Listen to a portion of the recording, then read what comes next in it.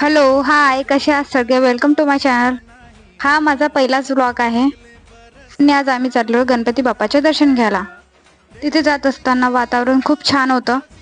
तिथे पोहोचताच इतक्या जोरात पाणी आला, खूप जास्त पाणी आला आणि दर्शनाच्या ठिकाणी भक्तांची एवढी जास्त रांग होती. आम्ही तिथं न जाता मेळा फिरायला गेलो. तिथे दुकानं, आकाश पाळणा, खूप सारे दुकानं वगैरे लागले होते. आकाश पाळणा होता, छोटी झुकझुक गाडी होती, मोठी झुकझुक गाडी होती, छोट्या बाळांसाठी घोडा वगैरे होता,